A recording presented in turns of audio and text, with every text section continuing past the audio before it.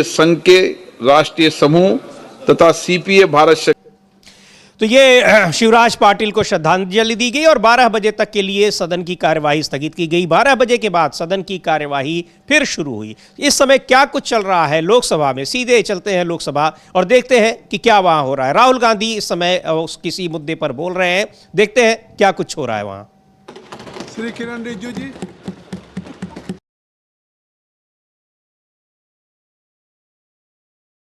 दिशा निर्देशों के 73 के प्रावधानों के अनुसरण में मैं आयुष मंत्रालय की राष्ट्रीय आयुष मिशन की समीक्षा के संदर्भ में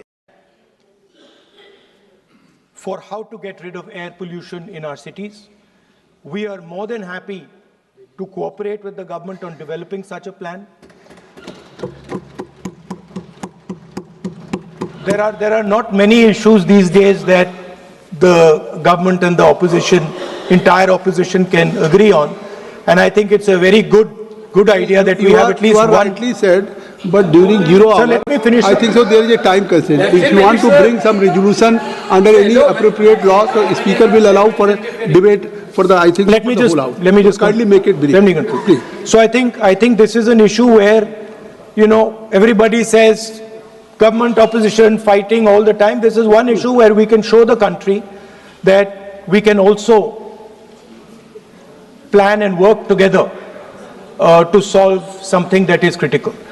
I think the government should have a discussion in Parliament. We should all have a discussion in Parliament, and we should try and not make it a discussion where we are abusing you and you are abusing us.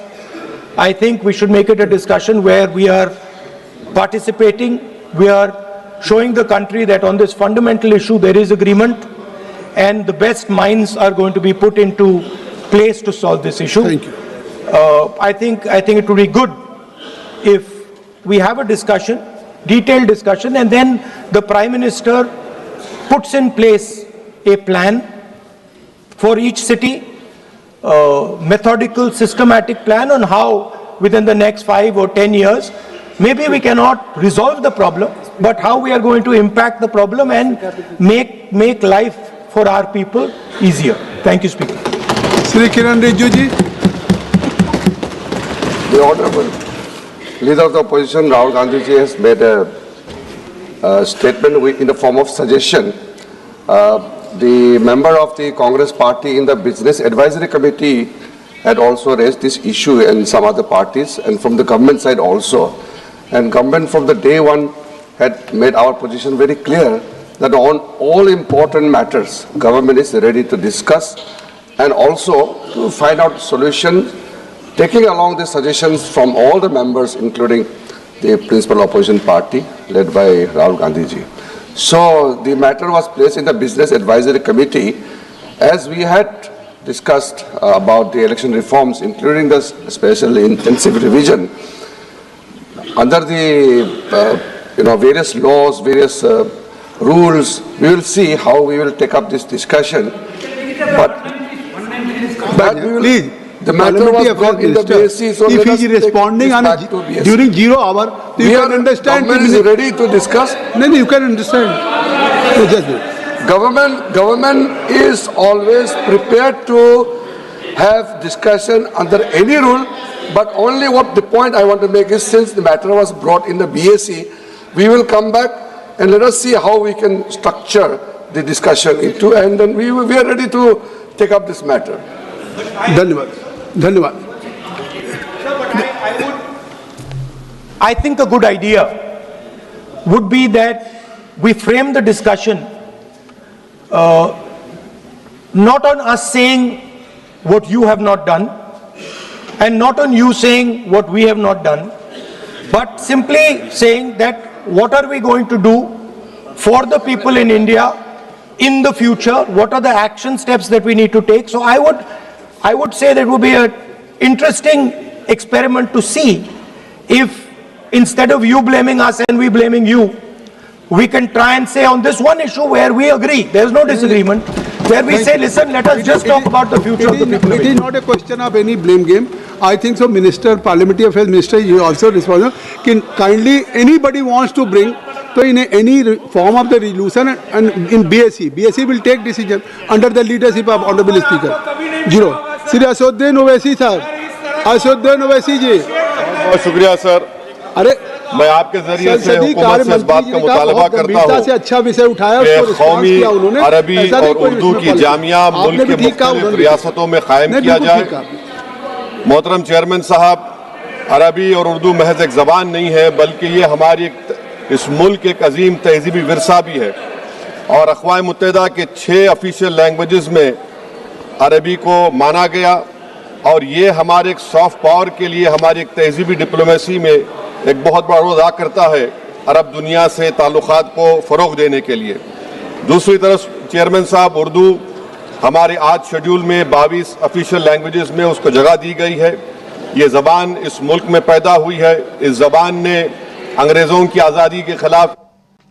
तो यहाँ प्रदूषण के मुद्दे पर चर्चा हो, ये बहुत गंभीर मुद्दा है। इसको लेकर पहले भी बात हुई और आज राहुल गांधी ने शून्यकाल में इस बात को उठाया कि प्रदूषण के मुद्दे पर आरोप प्रत्यारोप से हटकर पार्टी लाइन से अलग जाकर, क्योंकि इसमें जान जा रही है तो सब की जा रही है, आम लोगों की जा रही है, दिक्कतें हो रही हैं। दिल्ली में क्या हाल हो चुका है, पूरे दिल्ली एनसीआर में वहाँ 400 350 के करीब हमेशा पिछले 1-1.5 महीने से AQI बना हुआ है, यानी एयर क्वालिटी इंडेक्स, जो कि बेहद खराब या गंभीर सीवियर कैटेगरी में आती है। यानी यहाँ पर अगर आप खुले में सांस ले रहे हैं तो एक तरह से जहरीली हवा ले रहे हैं, और ये स्थिति पिछले 1.5 महीने से बनी हुई है। उस पर चर्चा की मांग की और कहा कि उस पर एक प्लान, एक ठोस सुझाव और एक रणनीति बनाए सरकार, एक कार्यनीति बनाए जिस पर अमल किया जाए। तो अब उस पर क्या कुछ हो रहा है, उस पर दूसरे मेंबर्स भी अपनी बात रख रहे हैं। लेकिन दिल्ली और एनसीआर में क्या हाल हो रहा है, ये आम लोगों को इससे जो दिक्कतें हो रही हैं वो साफ दिखाई पड़ रहा है। अस्पतालों में लोगों की संख्या बढ़ गई है जो एयर पॉल्यूशन की वजह से बीमार हो रहे हैं।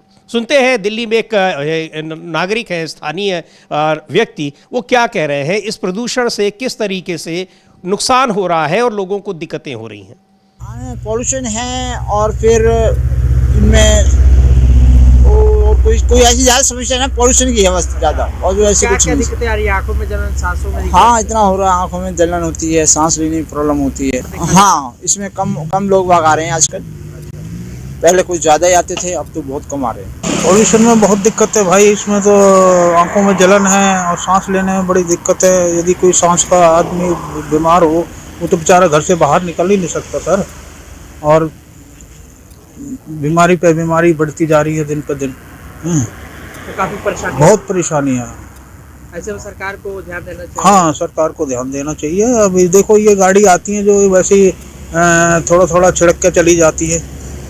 लगातार पानी का छिड़काव होना चाहिए। हाँ, लगातार पानी का पेड़ों में भी होना चाहिए। जो पेड़ पे प्रदूषण है लगा पड़ा, देखो कितना प्रदूषण है। इससे पेड़ पे भी होनी चाहिए, कोई गाड़ी ऐसी होनी चाहिए जो पेड़ पे हमारे प्रदूषण हट जाए, और पेड़ों में पानी होना चाहिए। पेड़ बिल्कुल सूखे पड़े हैं, हमदर्द से लेके और ताला अपार्टमेंट तक पेड़ तो लगा दिए हैं, उनको कोई देखभाल करने वाला नहीं है।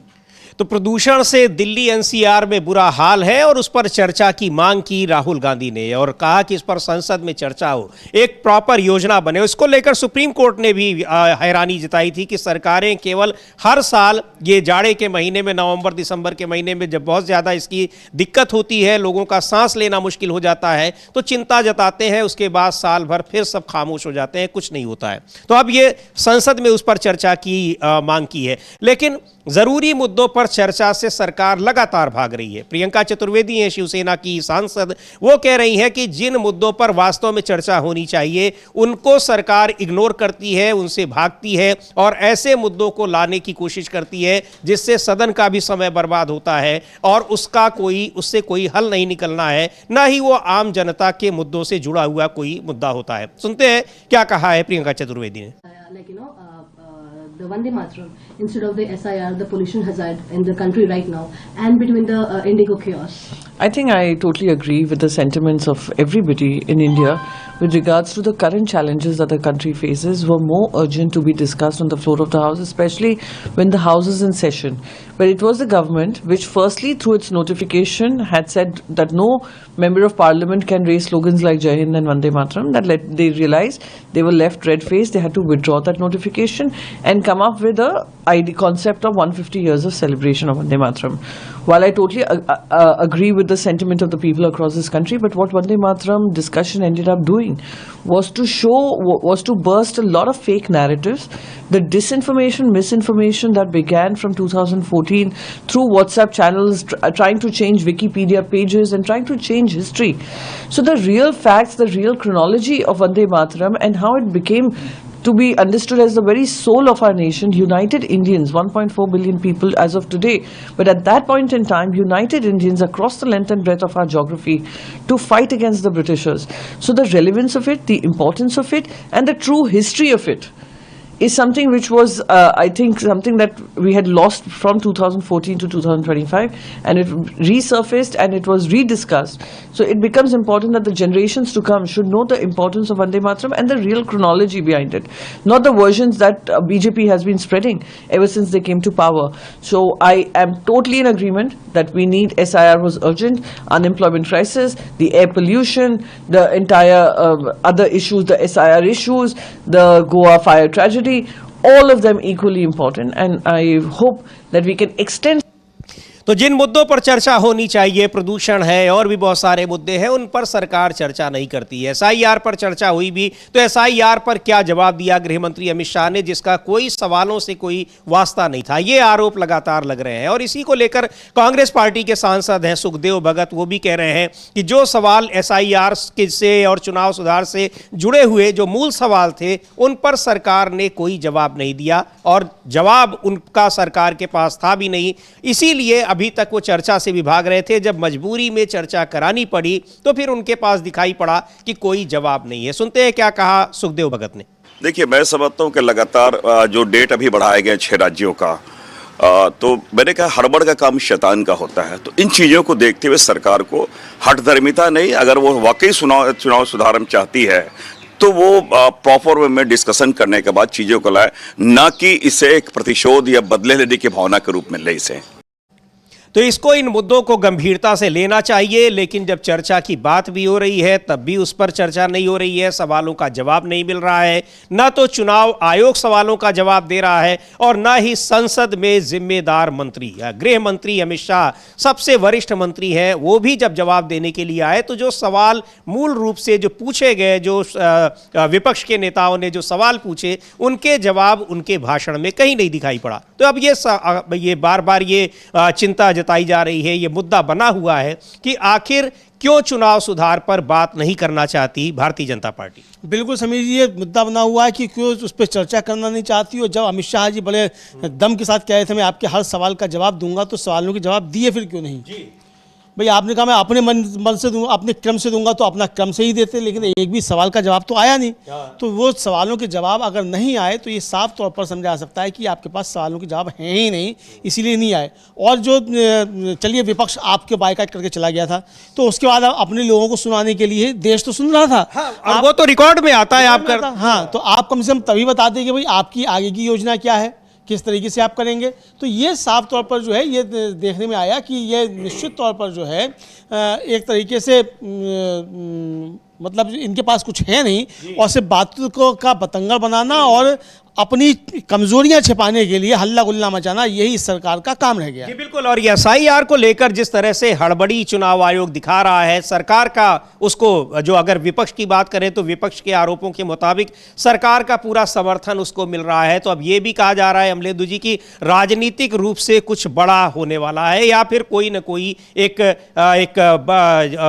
बड़ी किसी तैयारी में सरकार दिखाई पड़ रही है। ये आरोप बार बार लग रहे हैं। लेकिन SIR पर सरकार घिरी हुई है। समाजवादी पार्टी के सांसद हैं वीरेंद्र सिंह, उन्होंने भी कहा है, जिस तरह से सुखदेव भगत कह रहे हैं या बहुत सारे सांसद इस मुद्दे को उठा रहे हैं। सरकार आखिरकार देखिए चुनाव आयोग को बढ़ानी पड़ रही है तारीखें, किस तरह से बीएलओस की जान जा रही है, लेकिन जब उसकी मांग पहले से हो रही थी तब चुनाव आयोग बिल्कुल अड़ा हुआ था कि हम नहीं बढ़ाएंगे और 1 महीने के भीतर आपको कराना पड़ेगा। अब एक बार फिर तारीख बढ़ानी पड़ी है 1 महीने तक। सुनते हैं वीरेंद्र सिंह को, समाजवादी पार्टी के सांसद, वो क्या कह रहे हैं। देखिए, एसआईआर की सीमा उनको बढ़ा देना चाहिए, लेकिन जिस चालाकी के साथ समय कम दे करके उन्होंने बीएलओस के ऊपर इतना दबाव बना दिया और बीएलओस ने आत्महत्या तक कर ली। और दूसरा जो सबसे महत्वपूर्ण और सबसे आश्चर्यजनक बात यह है कि उन बीएलओस ने, जितने बीएलओ तैनात किए गए हैं, अपने डाटा को कंप्लीट करने के लिए बिना विजिट किए उन्होंने लाखों मतदाताओं को उन्होंने सी कैटेगरी में डाल दिया है। तो ऐसी स्थिति में उन सी कैटेगरी के मतदाताओं को कैसे जो है ठीक किया जाएगा, ये बहुत बड़ा चैलेंज है। हम लोग सारे अपने बीएलए हैं उनको लगाए हुए हैं, लेकिन जल्दीबाजी में जो बीएलओ ने सी कैटेगरी में मतदाताओं को डाल दिया है, जो एग्जिस्ट करते हैं मतदाता, उनको तो कचहरी का चक्कर लगाना पड़ेगा अपने आप को साबित करने के लिए कि हम भारत के नागरिक हैं। तो उनकी नागरिकता पर जो सवाल इन लोगों ने खड़ा किया है, वो सवाल चुनाव आयोग के लिए और जो है राजनीतिक पार्टियों के लिए सबसे महत्वपूर्ण, सबसे बड़ा है। और चुनाव आयोग को भी, तो चुनाव आयोग पर सवाल उठ रहे हैं, लेकिन सरकार भी घिरी हुई है। और अब एक बार फिर रुख करते हैं लोकसभा का, क्या कुछ वहां चल रहा है। प्रदूषण के मुद्दे पर राहुल गांधी ने बोला और उस मांग की कि इस पर आरोप प्रत्यारोप से आगे बढ़कर इस पर कुछ करना चाहिए, ठोस रणनीति अपनाई जानी चाहिए। क्या कुछ अभी चल रहा है वो देखते हैं। Second highest recipient of foreign tourists in the country after Maharashtra. Mamata Banerjee जी के नेतृत्व में बंगाल आज टूरिज्म सेक्टर में लीड कर रहा है। केंद्र के डेटा के अनुसार Kolkata is one of the safest city, it's women friendly, vegan friendly, pocket friendly. आज कल्चर से लेके क्विजीन तक, हेरिटेज से लेके फेस्टिवल तक बंगाल विदेशी पर्यटकों के लिए फेवरेट टूरिस्ट डेस्टिनेशन बन चुका है। पर इसके बावजूद सर, आज भी कोलकाता के नेताजी सुभाष चंद्र बोस इंटरनेशनल एयरपोर्ट से यूएस और यूरोप की डायरेक्ट फ्लाइट नहीं है। लोगों को आज America, London, via Delhi, via Bombay, via Bangalore, via Doha, Dubai आना जाना पड़ता है। सर 10-10 घंटे का लेओवर रहता है and the entire travel itinerary becomes expensive, tedious and very difficult for the passenger. Sir Kolkata airport में टेक्निकल ऑपरेशंस के लिए बेलुगा एक्सेल जैसी एयरबस लैंड कर गई, जो देश के और किसी एयरपोर्ट में लैंड नहीं कर पाई। तो infrastructure wise Kolkata airport is absolutely ready to accommodate and operate international flight. अध्यक्ष जी, इस मुद्दे को मैंने पहले भी सदन में उठाया था, लेकिन इस सरकार का बंगाल के प्रति इतना सद्भाव और प्रेम है कि बंगाल से रिलेटेड कोई भी जरूरी मुद्दा सर ये संज्ञान नहीं लेती है। That's why this is the second time I am saying. तो आपके माध्यम से मैं फिर से यही विनती करती हूँ कि कोलकाता से अमेरिका, लंदन, यूके, यूएस का डायरेक्ट फ्लाइट का बंदोबस्त किया जाए। कलकत्ता एयरपोर्ट को sir truly recognition of international airport दिया जाए, और जिस तरह ये डेली पैसेंजरी बंगाल में करते हैं, फॉरेन ट्रैवलर्स भी कर पाए, इस चीज का संज्ञान लें और इसको निश्चित करें। Thank you sir. श्री कोडी कुन्नाल Suresh ji. Sir, I wish to raise an urgent matter of grave public concern regarding the ongoing crisis in the Employees Provident Fund (EPF) system, which is severely affecting lakhs of workers across the country. Sir, recent developments, policy ambiguities, and delays in processing settlement have. तो ये किस तरीके से वहाँ अलग अलग मुद्दों पर लेकिन आरोप लगाया कि वहाँ पर पश्चिम बंगाल के साथ भेदभाव हो रहा है। लेकिन जो मुद्दा अमलेंदु जी ये बात हो रही है कि एसआईआर को लेकर और जो और भी संस्थाएं हैं, चाहे संवैधानिक संस्थाएं हैं, संविधानेतर संस्थाएं हैं, जितनी भी संस्थाएं हैं या फिर विभाग हैं, उनको किस तरीके से सरकार ने हाईजैक कर लिया है। पश्चिम बंगाल की मुख्यमंत्री ममता बनर्जी ने भी बड़े गंभीर आरोप लगाए हैं और उन्होंने भी कहा है कि SIR पर सरकार की जो मनमानी है वो हम नहीं होने देंगे। एक बड़ा आरोप उन्होंने लगाया कि चुनाव आयोग जानबूझकर इस काम में लगे हुए अधिकारियों को, बीजेपी समर्थित अधिकारियों को भेज रहा है। सुनते हैं एक बार उन्होंने कहा क्या है ममता बनर्जी ने। और ममता बनर्जी के ये आरोप बार बार वो लगा रही हैं और जिस तरीके से यहाँ संवैधानिक संस्थाओं की जो क्रेडिबिलिटी है वो दांव पर लगी हुई है और उस पर सदन में भी बातें उठ रही हैं, लेकिन आखिरकार ये सारी चीज़ों पर जवाब सरकार के पास कुछ नहीं रहता है। लेकिन मुद्दे हैं और उठ रहे हैं। आखिरकार SIR पर और चुनाव सुधार पर चर्चा कराने को तो सरकार तैयार हुई है, लेकिन तैयार होने के बावजूद उसका जो जवाब रहा वो सवालों से जुड़ा हुआ नहीं था, बल्कि वो बिल्कुल उसी पैटर्न पर जवाब था जिस पैटर्न पर तमाम मुद्दों पर जवाब सरकार के रहते हैं। हाँ बिल्कुल समीर जी, सरकार के जिस तरीके के जवाब रहते हैं उसी तरीके का जवाब जो था वो दिया सरकार ने। और मतलब जवाब क्या दिया, जवाब देने की खानापूर्ति, सही अगर शब्द इस्तेमाल किया है तो जवाब देने की खानापूर्ति की, लेकिन जो सवालों के जवाब थे वो कहीं से भी नहीं आए। तो ये साफ तौर पर समझा जा सकता है कि ये दिक्कतें जो हैं ये भारतीय जनता पार्टी के साथ की दिक्कतें हैं। तो ये समझा जा सकता है समीर जी। जी बिल्कुल, लेकिन जो संवैधानिक संस्थाओं के दुरुपयोग की बात है या उन पर दबाव बनाने का आरोप है, ये विपक्ष लगातार लगा रहा है और किस तरीके से संविधान को कमज़ोर करने की कोशिश की जा रही है। और वहाँ शुभांकर सरकार है पश्चिम बंगाल में, कांग्रेस पार्टी के प्रदेश अध्यक्ष, उनका कहना है कि संविधान को लेकर एक बड़ा अभियान उनकी पार्टी पश्चिम बंगाल में चलाने जा रही है। क्या करने वाली है पार्टी, सुनते हैं। 20 दिसंबर 1 बजे धर्मतला में रानी रासमणी रोड में कांग्रेस का तरफ से संविधान पाठ होगा। ये संविधान पाठ इसलिए कांग्रेस आयोजित किया है, सहस्राधिक कंठ में ये आवाज सारा बंगाल का अंदर में, देश का अंदर में पहुंचाने का काम कांग्रेस कर रहा है। कांग्रेस का वर्कर, कांग्रेस का लीडर, उसका साथ आम जनता भी उसमें शामिल होगा। इसलिए संविधान पाठ है जो बंगाल का अंदर में हर रोज जो भाईचारा और अमन खत्म हो रहा है उसका विरोध में कांग्रेस चुप करके बैठ नहीं सकता है। क्यों? कांग्रेस का जो सोच है ये जनता जानता है। कांग्रेस देश का आजादी लेके आए, मुसीबत में जब जनता होता है कांग्रेस सड़क पर उतार के उसका विरोध करता है। तो आज जब धर्म का नाम पर धर्मीय मेरुकरण का माध्यम से 2026 का चुनाव को सामने रख के जो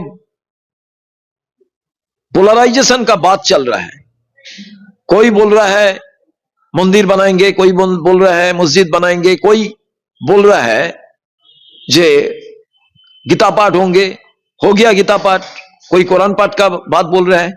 मंदिर बनाना, मस्जिद बनाना, कुरान पाठ करना, गीता पाठ करना कोई बुरा बात नहीं है, होना चाहिए समाज में। क्यों? धर्म का आदमी हमारा समाज में होता है। यही भारत का वैचित्र का अंदर में एक ऐक्य है। ये जो बंगाल है, ये बंगाल रामकृष्ण देव का बंगाल है। जतो मत ततो पथ, हमारा ये निशान लेके हम लोग चलते हैं। ये बंगाल का अंदर में जब इसका कारण देहांत होता है, किसी का प्राण जाता है, कोई वेज और नॉन वेज का कारण में पिटाई हो जाता है गीता पाठ का असर में, तब कांग्रेस खामोश बैठा नहीं रह सकता है। कांग्रेस को सड़क पर उतारना पड़ा, संविधान का माध्यम से सबको ऐलान देना पड़ा। यह संविधान का एज ज्यादा नहीं है, उससे ज्यादा एज भारत का जो रिलीजियस बुक का, रिलीजियस इंस्टीट्यूशन का, फिर भी ये संविधान का माध्यम से आज एवरीथिंग नाउ प्रोटेक्टेड। ये संविधान का ऊपर कोई हमला होगा, कल धर्म बच नहीं सकता, कल जात बच नहीं सकता।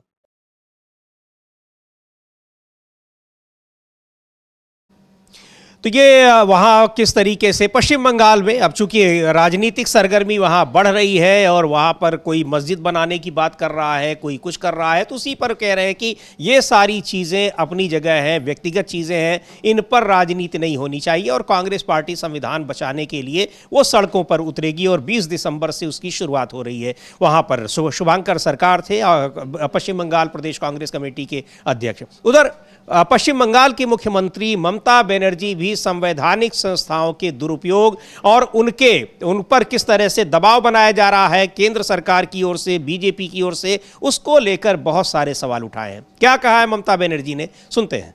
अरे बीजेपी तो दो एकजन के दिए सोशल नेटवर्के उल्टो पाल्टा कथा बोलबे, तार कारण सब एजेंसी ओদের হাতে, কোনো বিচার পাবেন না। বিচারের জায়গাগুলো সব বিজেপি এজেন্সি দিয়ে বন্ধ করে দিয়েছেন, কিন্তু বিচার একটা জায়গায় পাবেন, সেটা হচ্ছে মানুষ।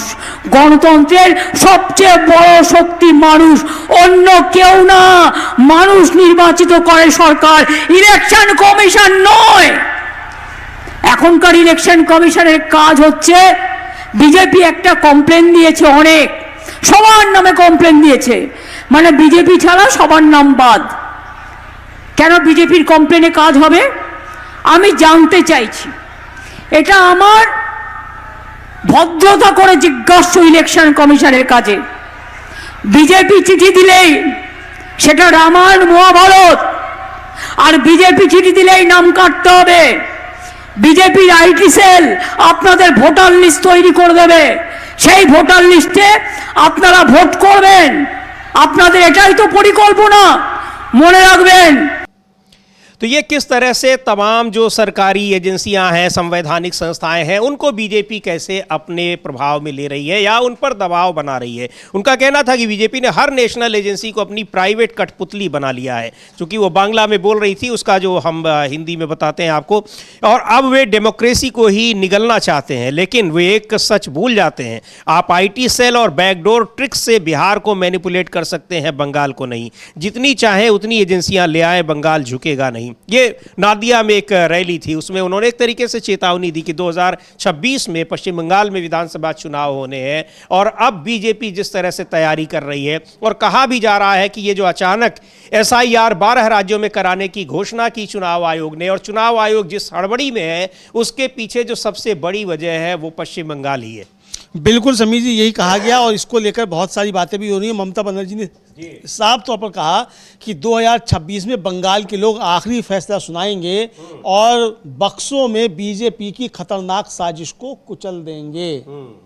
यानी EVM मशीनों से बीजेपी की जो खतरनाक साजिश है उसको कुचल देंगे। ये साफ तौर पर ममता बनर्जी ने चेतावनी देते हुए बीजेपी को कहा। अब कुचलेंगे या क्या करेंगे वो तो समय बताएगा समीर जी, लेकिन भारतीय जनता पार्टी काफ़ी ज़्यादा फंसी हुई नज़र आ रही है। प्रधानमंत्री नरेंद्र मोदी पर सवाल उठ रहे हैं, और जिस तरीके से समीर जी, एक तो जो अपने मोदी जी हैं उन्होंने बंकिम चंद्र चटर्जी का जिस तरीके से अपमान किया, बंकिम दा कहकर, हालांकि फिर जब स्वागत राय ने टोका उनको तो उन्होंने अपने को सुधारने की कोशिश की, लेकिन वो लगातार लोगों ने किया अपमान। मोदी जी ने एक तो वंदे मातरम को वंदे भारत कहा, अनुराग ठाकुर ने भी वंदे भारत कहा, कई बीजेपी के सांसदों ने वंदे भारत कहा, और उसके बाद फिर राजनाथ सिंह जो थे वो बंकिम क्या दास चटर्जी कुछ कहने लग गए, इस तरीके से कहने लग गए। तो ये बड़ा बंगाल में एक इशू बन गया है कि भारतीय जनता पार्टी बंगाल के जो सपूत हैं और बंगाल के जो ऋषि मुनि हैं, मतलब बंकिम को तो बंकिम ऋषि कहा जाता है, तो उनका किस तरीके से नरेंद्र मोदी ने अपमान किया।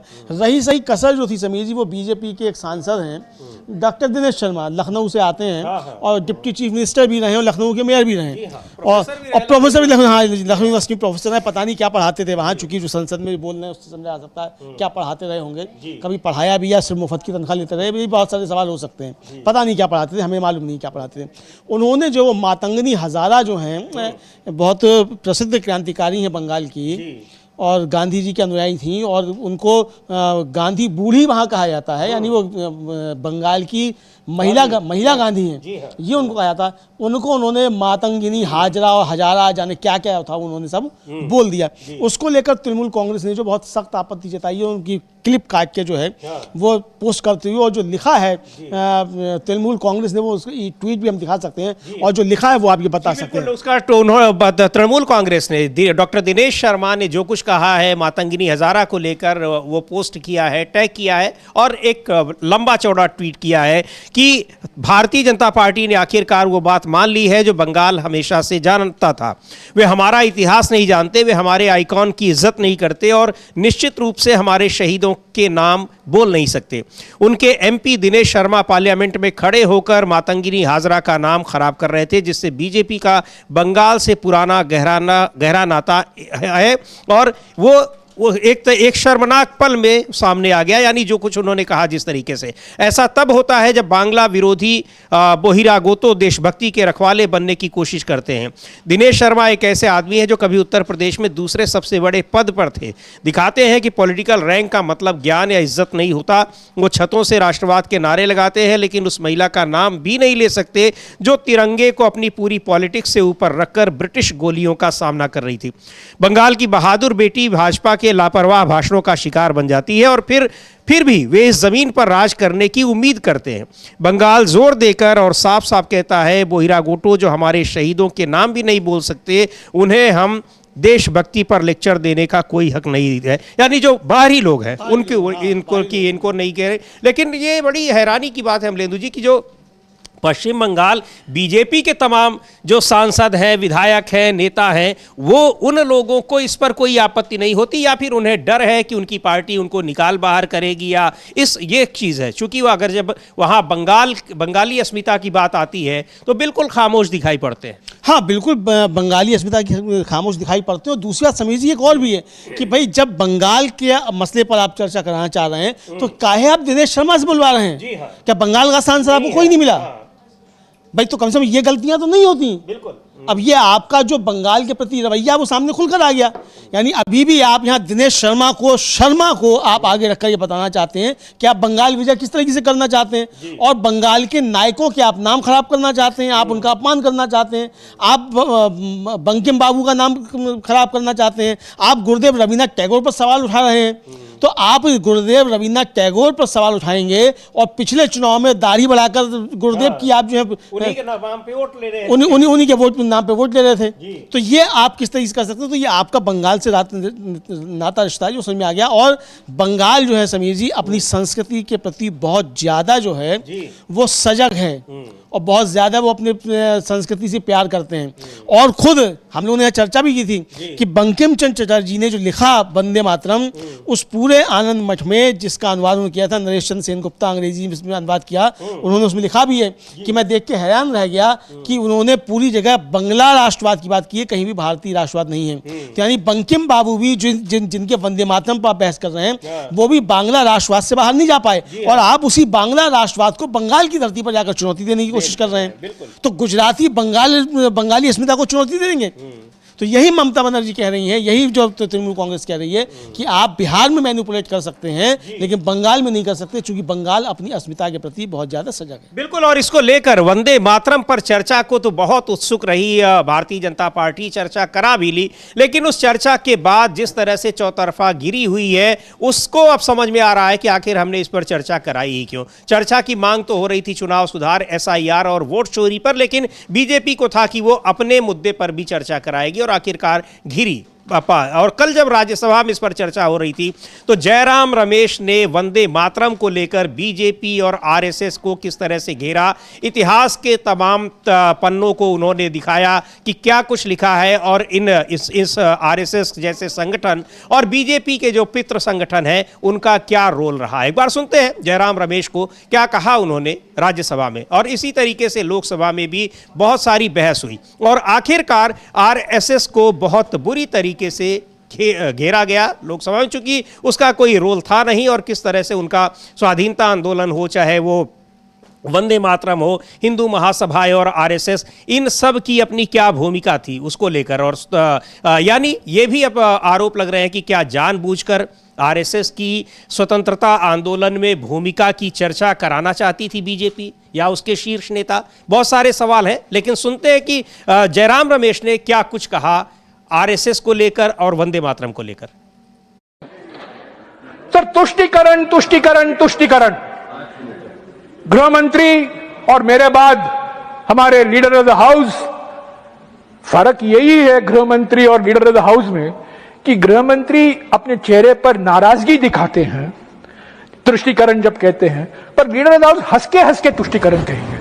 तो हमें चुभता नहीं है इतना, पर मुझे कोई शक नहीं है कि वो भी तुष्टीकरण की बात करेंगे। सर, तुष्टीकरण का माने क्या है सर?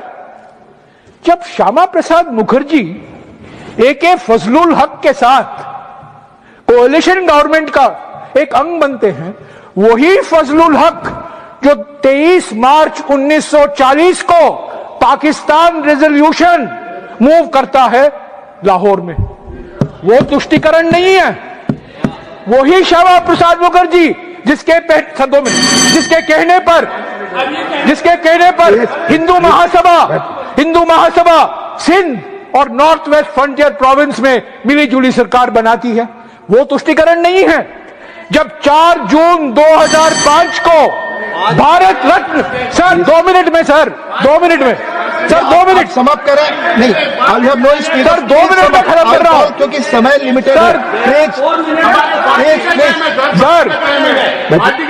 बैठिए सर, मैं चुपचाप यहाँ 10:30 से रात तक बैठा रहता हूँ, मुझे 2 मिनट का टाइम दीजिए। मैं आग्रह कर रहा हूँ। 4 जून 2005 को 4 जून 2005 को भारत रत्न लाल कृष्ण आडवाणी जाते हैं कराची को और किसकी प्रशंसा करते हैं? नेहरू जी से इतनी नफरत है कि वो जिन्ना की प्रशंसा करते हैं। वो तुष्टीकरण नहीं है। 2009 में जिन्ना की एक बायोग्राफी छपती है, उसके लेखक कौन है? वाजपेयी जी के मंत्रिमंडल के पूर्व वित्त मंत्री और पूर्व विदेश मंत्री जसवंत सिंह। नेहरू से इतनी नफरत कि आप जिन्ना को गले लगाओगे? आपने लिख कर दिया तो सर, प्लीज नो, मैं यही कहूंगा सर प्लीज। तो यहाँ किस तरीके से पूरा उन्होंने इतिहास को बता दिया है और क्या कुछ कहा, लेकिन बोलने से रोक रहे थे वहाँ पर उपसभापति हरिवंश जी, अमलेंदु जी, और काफ़ी बहुत नाराज़ दिखाई पड़ रहे थे। हाँ, हरिवंश जी काफ़ी नाराज़ दिखाई पड़ रहे थे और हरिवंश जी को नाराज़ होना भी चाहिए समीर जी, क्योंकि हरिवंश जी की आस्था जो है बहुत जल्दी बदली है। पहले तो खुद को समाजवादी कहते थे, हालांकि बहुत से समाजवादियों को लेकर भी चर्चाएं चलती रहती हैं कि आरएसएस के बहुत नज़दीकी रहते हैं, लेकिन वो दूसरे टाइप के समाजवादी होते हैं, नीतीश कुमार टाइप के।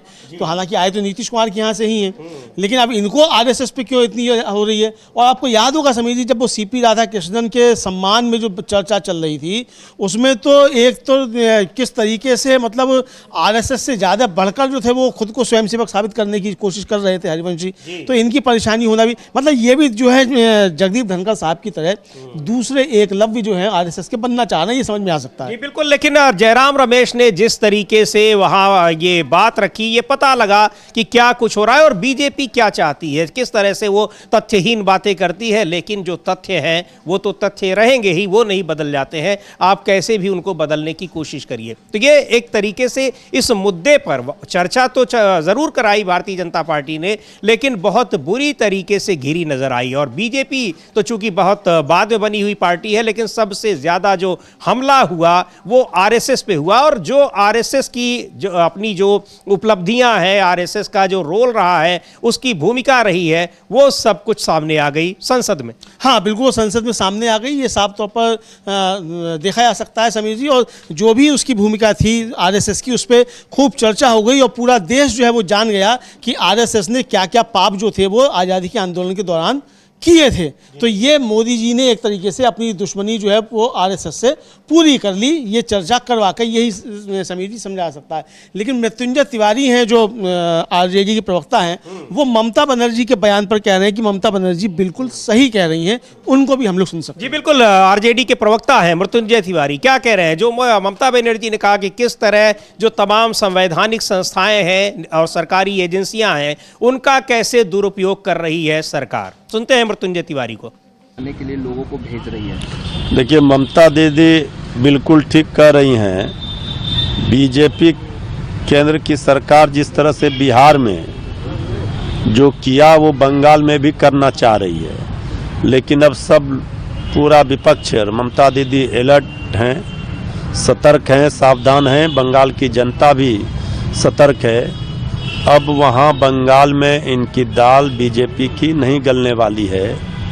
अब कोई मशीनरी तो यहाँ किस तरह से सरकारी एजेंसियां, संवैधानिक संस्थाएं उन सब का दुरुपयोग कर रही है। और यही बात कही थी राहुल गांधी ने भी, अमलेंदु जी, जब चर्चा में उन्होंने जब चुनाव सुधार पर बात हो रही थी कि कैसे तमाम जो शैक्षणिक संस्थान हैं वहाँ आरएसएस के लोगों को भर दिया गया है बिना किसी योग्यता के, और उसी तरीके से जो ये एजेंसियां हैं या संवैधानिक संस्थाएं हैं वहाँ भी सरकार ने यही किया है। और उसका मकसद यही है कि उससे सरकार को फायदा हो। पूरी जो चुनाव आयुक्तों की नियुक्ति की जो प्रक्रिया होती है सरकार ने उसको बदल दिया और उसमें इस तरीके से व्यवस्था की कि उसमें सरकार के ही आदमी हो। तो आखिर ये सब चीजें क्या हो रही हैं, इससे लोकतंत्र कितना कमजोर हो रहा है, इस पर चिंता जताई गई। लेकिन जो जवाब आया गृह मंत्री अमित शाह का, उसमें इन सवालों के कोई जवाब नहीं थे। हाँ बिल्कुल, इसमें कोई इन सवालों के एक भी जवाब नहीं था, ये साफ तौर पर देखा गया समीर जी। और मतलब चर्चा जो थी वो चुनाव सुधार पे तो हुई ही नहीं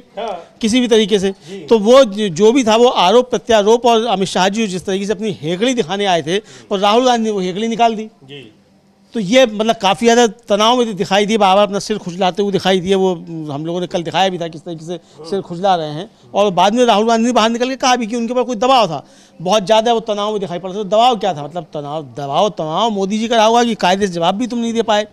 तो ये जवाब क्या दें जब जवाब है नहीं, वो दिक्कत तो यही है। नहीं ना, अब विपक्ष की तरह तो ये भी नहीं कहेंगे कि हाँ हमारी मिली भगत से ये हो रहा है, या चुनाव आयोग जो कुछ कह रहा है कर रहा है वो हमारे कहने पर कर रहा है। बिल्कुल बिल्कुल बिल्कुल बिल्कुल सही बात है। ये कह नहीं सकते, इसको स्वीकार नहीं कर सकते। और समस्या ये आ रही थी कि वहाँ जो था वो एक तरीके से स्थितियाँ ये बन गई थी कि स्वीकार करो कि आपकी मिली भगत है। अच्छा, जो जवाब दिए जा रहे थे उससे भी ये लग रहा था कि आपकी मिली भगत है। तो ये सारी चीज़ें सामने आई। लेकिन समीर जी, इस बीच जो टीएमसी के सांसद हैं स्वागत राय, वो शायद सिगरेट पी रहे थे सदन के बाहर। तो उनको लेकर शिकायत की गई है कि साहब उन्होंने जो है वो वहाँ सिगरेट पी। अब पी या नहीं पी हमें तो मालूम नहीं, पी नहीं पी, और पिए को नहीं पिए, संसद के बाहर को पी सकता है नहीं पी सकता है, पता नहीं क्या है। 500 रुपये का जुर्माना है सार्वजनिक स्थान पर पीने पे। तो अब वो सार्वजनिक स्थान है कि नहीं है, सार्वजनिक स्थान है तो बिना पास के हमको क्यों नहीं जाने देते भाई। पत्रकारों को भी बिना पास के नहीं जाने दे रहे हो, जिनके पास पत्रकारों के पास है उनको भी नहीं जाने दे रहे हो कि स्पेशल पास बनवाओ। अगर सार्वजनिक स्थान है तो हमको भी जाने दो भाई, हम भी सार्वजनिक स्थान पे खड़े होकर जो है बातचीत करें थोड़ी सी। यहीं से हम लोग न्यूज़ पॉइंट करते हैं, ये करते हैं, अपना ब्रेकिंग करते हैं। एक दिन वहीं पे सार्वजनिक स्थल जो है संसद भवन, उसके अंदर खड़े होकर करें। तो खोलो सार्वजनिक स्थल के रास्ते। तो जो जुर्माना है सार्वजनिक स्थल पे है ना। तो अब वो पी रहे हैं तो भैया उनका भी पक्ष आया है सौगत राय का कि वो क्या कहना चाहते हैं, वो भी हम लोग सुन सकते हैं। बिल्कुल, सौगत राय है, तृणमूल कांग्रेस के सांसद हैं, क्या कुछ कह रहे हैं, क्या आरोप लगाए बीजेपी के सांसदों ने और उस पर उनका जवाब क्या है? आरोप कुछ नहीं है। हाउस के अंदर सिगरेट पीना मना है, हाउस के बाहर ये खुला जगह में सिगरेट पीने में कोई पाबंदी नहीं है। और बीजेपी जो आरोप लगाता, उन्हीं का सरकार के समय दिल्ली में पोल्यूशन सबसे ज्यादा है। तो वो सब नहीं बोल के हमारा एक तो सिगरेट में कोई फर्क नहीं होगा, वो दिल्ली में पोल्यूशन कम करे। लेकिन जिस तरह से कल इसको लेकर राजनीति हुआ, नहीं राजनीति तो होता है क्योंकि बीजेपी इज अंडर अटैक। विरोधी सब सपोर्ट कर रहे हैं, वो उसको डाइवर्ट करने का कोशिश कर रहे हैं और उसमें मीडिया भी कभी भागीदार हो जाते हैं। लेकिन जिस तरह से कल मंत्री जो बीजेपी, लेकिन अब इतना पूछ रहे हैं क्यों? बीजेपी का मंत्री कुछ बोला, आप ऐसा बोल रहे हैं कि गॉस्पेल ट्रूथ है। नहीं है गॉस्पेल ट्रूथ। तो कह रहे हैं कि हमारे सिगरेट पी लेने से दिल्ली का पॉल्यूशन कितना खराब है वो नहीं होगा, जिस पर इतनी गंभीर मुद्दा है कि जिस पर चर्चा की मांग हो रही है और ये बातें चल रही हैं। लेकिन सौगत राय से बार बार ये सवाल पूछा जा रहा है, तो कह भी रहे कि ये इतना बीजेपी के लोगों ने पूछ लिया तो अब आप मुझसे क्यों पूछ रहे हैं। लेकिन सौगत राय वही हैं जिन्होंने बंकिम चंद्र चटर्जी को, चट्टोपाध्याय को बंकिम दा जब प्रधानमंत्री ने संसद में कहा, लोकसभा में, उन्होंने तुरंत आपत्ति जताई और फिर उसको सुधारा प्रधानमंत्री मुख्यमंत्री। हाँ तो काहे को आपत्ति जताई? अब सिगरेट से जवाब दो। तब बीजेपी के पास कोई जवाब नहीं है तो अब सिगरेट से बीजेपी जवाब देगी। तो यानी बंकिम दा पे सवाल उठा दिया तो आप